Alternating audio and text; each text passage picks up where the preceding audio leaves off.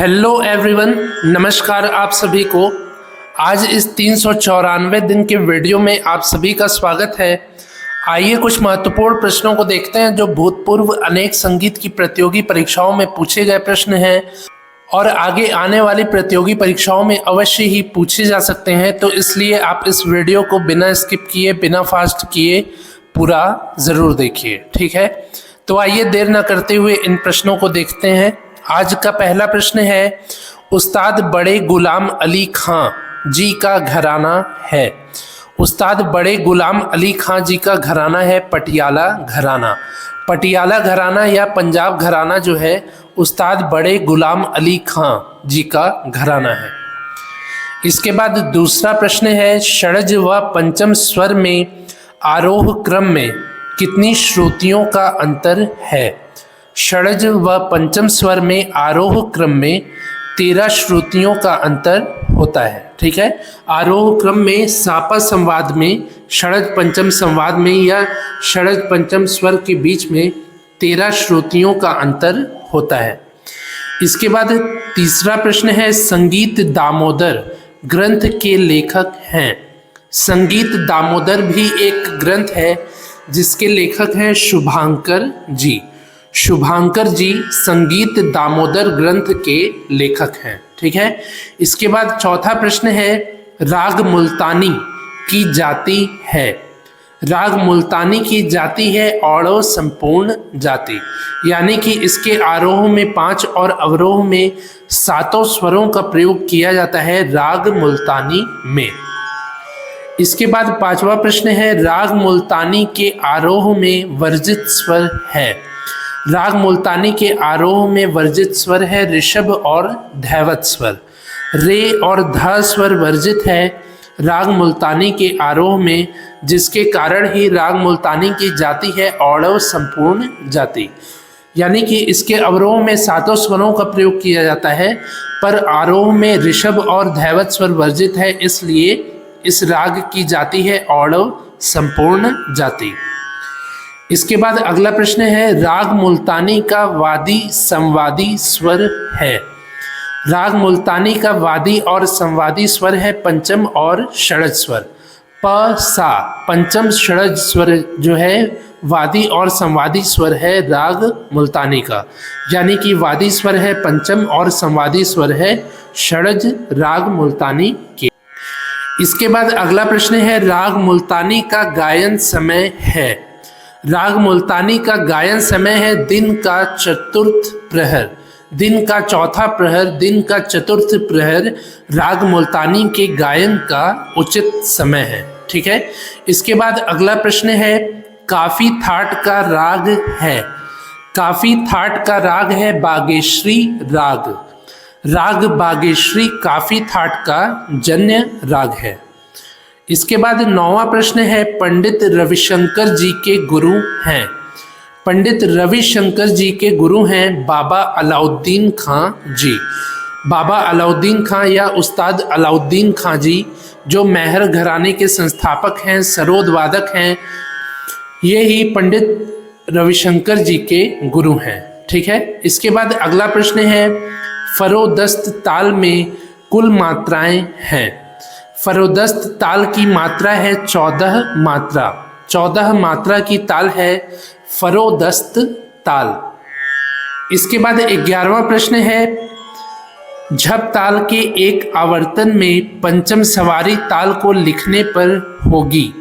झप ताल जो 10 मात्रा की ताल है और यदि इसमें 15 मात्रा की पंचम सवारी ताल को लिखें तो ये होगी आड़, ठीक है।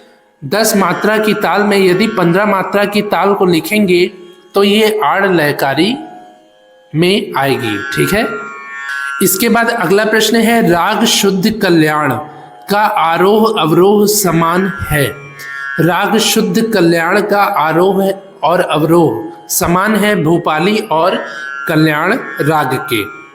भूपाली राग के समान है राग शुद्ध कल्याण का आरोह और अवरोह समान है कल्याण राग के, ठीक है। इसके बाद अगला प्रश्न है, सितार वादक हैं। सितार वादक हैं उस्ताद मसीत खां जी। उस्ताद मसीत खां जी जो हैं सितार वादक हैं। 14वां प्रश्न है गुंडेचा बंधु हैं। गुंडेचा बंधु हैं रमाकांत जी और उमाकांत जी। ये दो भाई हैं, रमाकांत जी और उमाकांत जी, जिनको गुंडेचा बंधु के नाम से जाना जाता है।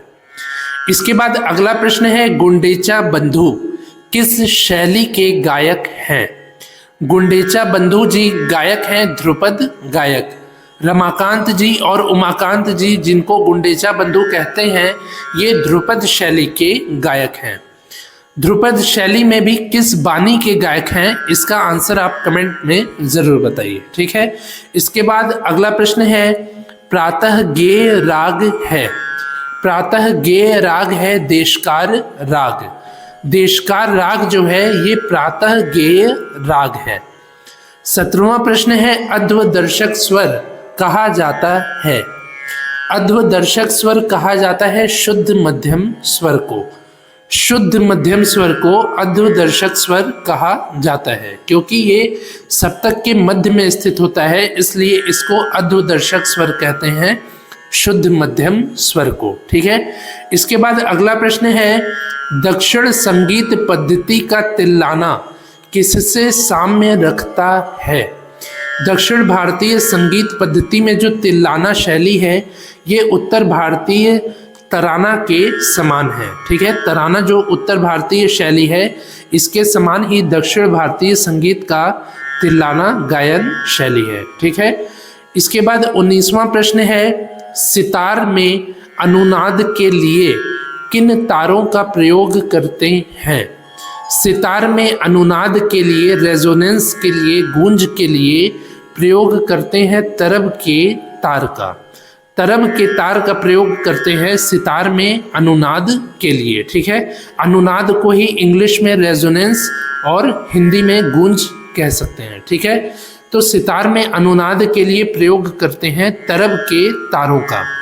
तरब के जो तार होते हैं सितार में छोटे छोटे पतले पतले तार होते हैं, जो सितार में मुख्य तारों के पीछे की तरफ होते हैं। मतलब सितार के आगे की तरफ मुख्य तारों के पीछे जो पतले पतले तार होते हैं उनको ही तरब के तार कहते हैं, जिनका मुख्य उद्देश्य सितार में गूंज उत्पन्न करना होता है। ठीक है।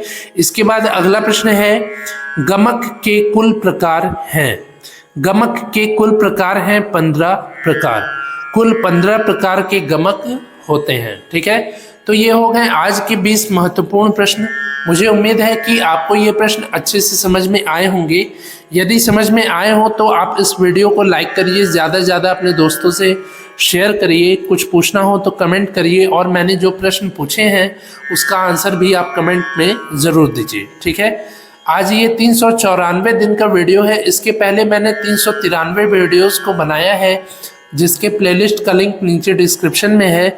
यदि आपने अभी तक उन महत्वपूर्ण वीडियोस को नहीं देखा है तो डिस्क्रिप्शन में दिए गए लिंक के माध्यम से आप उन सभी वीडियोस को एक बार ज़रूर देख लीजिए, जिससे कि आपके आने वाले प्रतियोगी परीक्षाओं की और भी बेहतर तैयारी हो पाए। ठीक है। तो मिलते हैं ऐसे ही अगले 395 दिन के वीडियो में। तब तक के लिए नमस्कार, धन्यवाद।